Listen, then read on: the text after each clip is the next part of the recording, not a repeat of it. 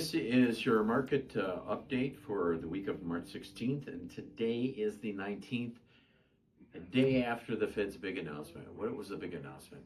Well, everybody knew what they were going to do. They didn't change rates. And Powell said, no, I like this. It's been years and years I've been preaching the same thing about jobs. He said we have no growth in jobs. Wow.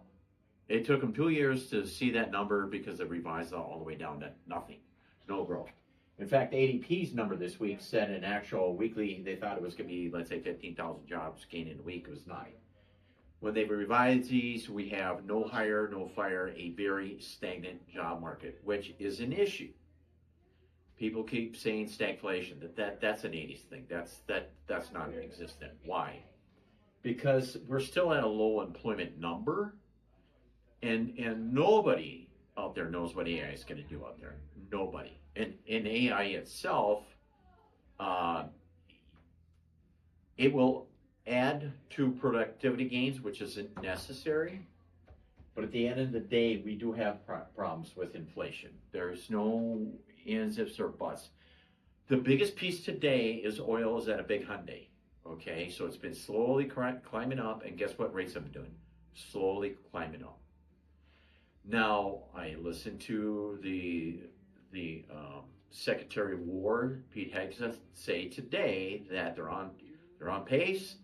Their goal is to open that channel. They want, allies to help us open that channel up to get the oil flowing. They're allowing even Iran's oil, which was sanctioned, that's out to sea. They said, okay, let's open the market up to that. Don't worry where it goes. Just keep the oil flowing. Because we're not just talking about the U.S. because we'll take care of ourselves. We pump enough that we can take care of our needs. It's the global needs. And with that, the beneficiaries, of course, is Russia. But you've got India and China that really need it with just the overall populations that you're talking between the two countries. I think there is 2.7 billion people, and the amount of energy they consume and need.